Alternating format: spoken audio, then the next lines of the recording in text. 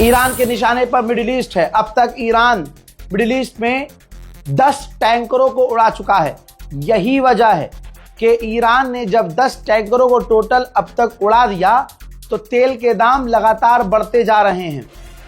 पूरी दुनिया ईरान के खिलाफ इसीलिए हो रही है क्योंकि पूरी दुनिया पर ईरान के हमलों का असर हो रहा है। दोस्तों, ईरान के खिलाफ कई देश सामने आ रहे हैं। ईरान अकेला पड़ रहा है, परसों से बोल रहा हूं। यहां तक कि ईरान के शहीद supreme leader Ayatollah Syed Ali खामनाई की फेयरवेल सेरेमनी, उनका जनाजा निकलने वाला था पूरे नेशनल वाइड, लेकिन वो पोस्टपोन कर दिया गया है। क्यों? क्योंकि ईरान के हालात खराब हैं। अमेरिका, इजराइल सिविलियंस को निशाना बना रहे हैं, पूरे ईरान पर बड़ा हमला कर रहे हैं। इजिप्ट ने सऊदी अरब को ऑफर दिया है कि अगर मेडिटेरियन सी बंद है तो आप ट्रक के जरिए, मैप में दिखा रहा हूं, ये देखिए, यहां से सऊदी अरब ट्रक से अपना सामान सऊदी अरब के रोड से लेके इजिप्ट के समुंदर तक आए। यहां से जो है इजिप्ट उसको अगले छोर तक निकालने को तैयार है। यानी अब दूसरा रास्ता तलाशने के लिए दुनिया परेशान है। ऐसे में इजिप्ट ने सऊदी अरब को ऑफर किया है। वहीं बात करें इराक की, तो इराक ने ऑयल प्रोड्यूस करना कम कर दिया है क्योंकि इराक को पता है कि वो तेल नहीं निकाल सकता, तेल कहीं एक्सपोर्ट नहीं कर पाएगा, तो बेहतर यही है कि तेल कम प्रोड्यूस किया जाए। उधर हांगकांग के स्टॉक मार्केट भी 3% गिर गए हैं। ईरान लगातार अब बड़े हमले कर रहा है। देखिए, ईरान पर बड़े हमले हो रहे हैं, लेकिन ईरान अब गल्फ देशों में जो टैंकर हैं, समुद्र में जो टैंकर हैं, जो तेल के रिड हैं, ऑयल रिड है, उस पर हमला कर रहा है, जिसका असर सारी दुनिया पर है। IAEA ने कहा है कि ईरान में 2 परमाणु ठिकानों पर बिल्डिंग पर हमला हुआ है, लेकिन अच्छी बात यह है कि अभी कोई रेडिएशन ईरान में लीक नहीं हो रहा है। न्यूयॉर्क टाइम्स का प्रोपेगेंडा अलग लेवल का है।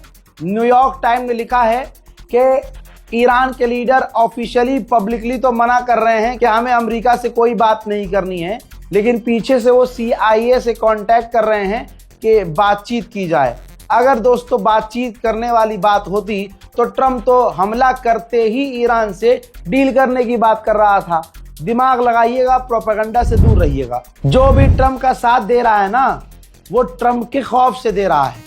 जब स्पेन ने अमेरिका को मना कर दिया कि आप अपने यहाँ से फाइटर जेट, आप अपने यहाँ से युद्धपोत, एयरक्राफ्ट कैरियर हटा लो, हम अपनी ज़मीन का और हवा का, एयर स्पेस का इस्तेमाल नहीं करने देंगे ईरान पर हमला करने के लिए, तो डोनाल्ड ट्रंप ने धमकी दी। वो धमकी आपको याद होगी, मैंने कल बताया था कि हम स्पेन से बदला लेंगे, स्पेन पर पाबंदी लगाएंगे, जिसके बाद यूरोप ही मूतने लगा। अब पूरे यूरोप ने कहा कि ईरान के हमलों से हम अपने साथियों को, अपने मिडिल ईस्ट के साथियों को बचाने के लिए तैयार हैं। वर्ल्ड वॉर 3 की शुरुआत हो चुकी है। अमेरिका पूरी दुनिया को इस जंग में घसीट रहा है। डोनाल्ड ट्रंप का बयान आज आया, जिसमें डोनाल्ड ट्रंप का ये कहना है कि ईरान बुरी तरह से हार रहा है, उसका सब कुछ खत्म हो चुका है। सवाल ये है कि हार कैसे रहा है? सवाल ये है कि ज़रूरी ये कैसे हो गया कि जिसका सुप्रीम लीडर तुमने मार दिया वो झुका नहीं तो वो हार रहा है। जिसका सुप्रीम लीडर तुमने मार दिया और उसने 7 घंटे में 8 मिडिल ईस्ट के अलग अलग इलाकों पर हमला कर दिया, वो कैसे हार गया? जिसके ड्रोन के $20,000 के ड्रोन को रोकने के लिए तुम $2 मिलियन के मिसाइल दाग रहे हो, वो कैसे हार गया? जिसको रोकने के लिए पूरी दुनिया से भीख मांगनी पड़ रही है, वो कैसे हार गया? अमेरिका, इजराइल अपनी मैक्सिमम ताकत इस्तेमाल कर रहे हैं। कुछ ही देर पहले ईरान के अर्श ड्रोन को अमेरिका ने इंटरसेप्ट किया है। दूसरी तरफ ईरान ने दिखाया है कि इजराइल के एक और ड्रोन को मार गिराया गया है। याद है, कल IRIB, परसों भी RIIB, यानी ईरान की जो सरकारी न्यूज एजेंसी है, उसको इजराइल ने उड़ाया। क्यों उड़ाया? ताकि ये जो तस्वीरें तबाही की ईरान दिखा रहा है कि हमने ये किया है, अमेरिका का ये चीज़ ख़राब कर दिया, ईरान ने इजराइल का ये ड्रोन तबाह कर दिया, ये इंफॉर्मेशन दुनिया को ईरान ना दे पाए। तो ज़्यादा से ज़्यादा शेयर कीजिएगा। वहीं ईरान के हमलों के बाद जो इजराइल में तबाही मची है, अमेरिका ने अपने ही पत्रकारों को गिरफ्तार किया और एक बीबीसी के पत्रकार, तुर्किश पत्रकार को गिरफ्तार किया, चाइना के पत्रकार को रोका, अपने लोगों से कह रहा है कि आप अपने आसपास के इलाकों में ईरान के हमले से जो तबाही मची है उसका फोटो और वीडियो मत लीजिए। पूरी कोशिश की, इजराइल की एक पूरी लॉबी काम कर रही है कि इजराइल के नुकसान की तस्वीर दुनिया तक ना पहुंच सके। लेकिन 2 दिन पहले ही ईरान ने जो तबाही मचाई थी, भले ही 2 दिन बाद तस्वीरें सामने आई हैं, ईरान ने इजराइल में अपने मिसाइल से क्या ही तबाही मचाई है, वो तमाम तस्वीरें आपको दिखाना चाहता हूं। देखिए।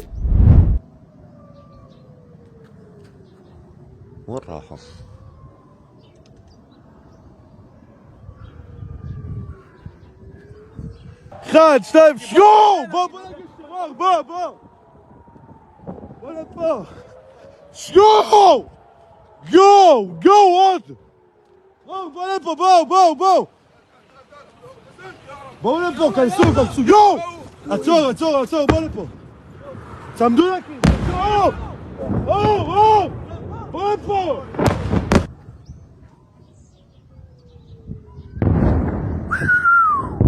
איווה.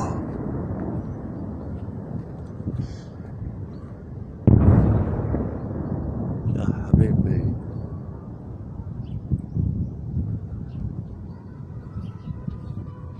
תסתכלו, זה נופל. וואו, זה נופל בתוך הבניין. אין לנו אזעקה, איך זה יכול להיות? אמא, זה נפל.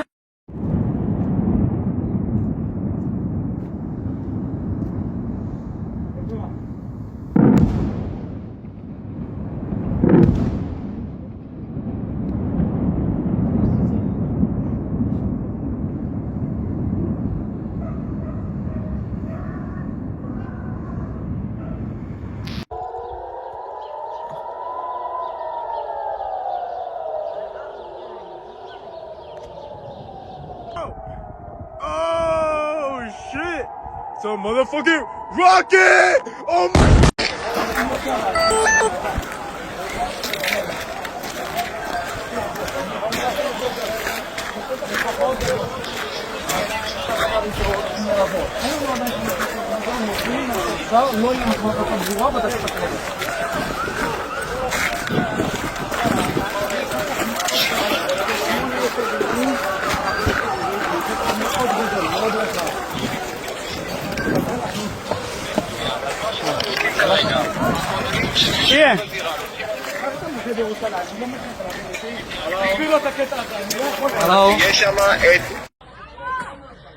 תראו את האוטו שלי.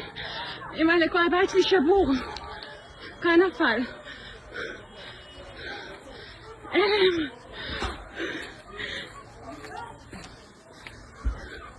נפל על המקלט. המקלט שם.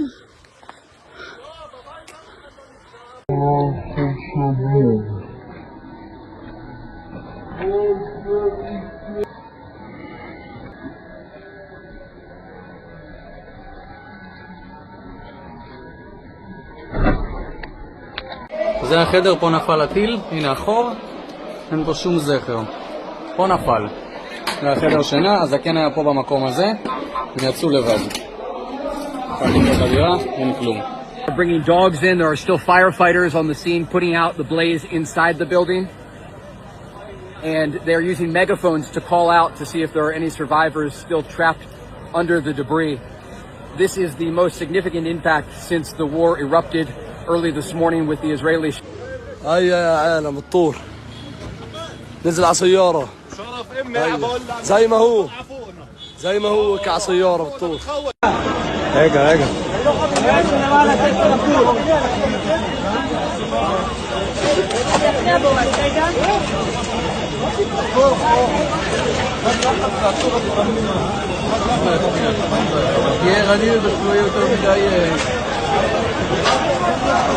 वहीं हालात देखिए ऐसे थे। CNN लाइव कवरेज कर रहा था इजराइल में, लेकिन जैसे ही ईरान की मिसाइलों की आवाज आई, CNN के पत्रकारों को भी कवर लेना पड़ा, वहां से भागना पड़ा। भले ही तुम कह दो कि ईरान हार रहा है, लेकिन दुनिया के दिलों में ईरान जीत चुका है। ईरान अपने गोल से पीछे नहीं हट रहा है। बहरीन में अमेरिकी एम्बेसी पर, अमेरिकी जो मिलिट्री बेस हैं उन पर ड्रोन हमले ईरान के हुए हैं फिर से।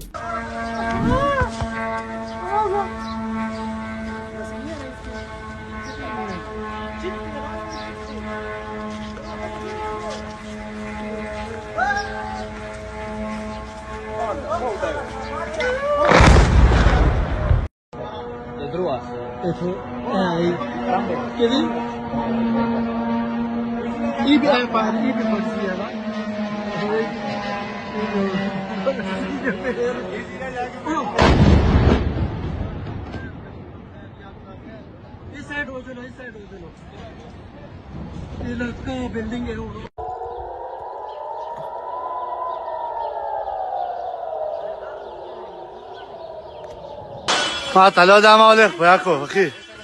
אין בתים, אחי.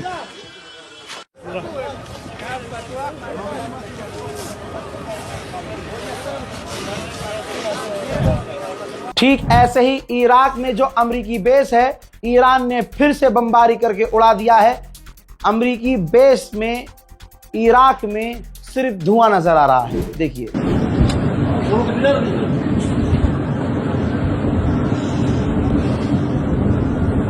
اجت اجت اجت ايوه علي اجت راح توقع هون اجت انزل وقعت هاي يا علي مدد شو ما طلع يا علي بعدين والله طلع السياره جت من हालात अमेरिका के भी अच्छे नहीं हैं। अमेरिका की इतनी हवा टाइट है कि अब साइप्रस के लिए भी अमेरिका ने एडवाइजरी जारी कर दी है और अमेरिकियों से कह दिया है निकल जाओ यहां से और अपने दम पर निकलना। फिलहाल के अपडेट में इतना ही। शेयर कीजिएगा इस वीडियो को और इंतजार कीजिए अगले अपडेट का।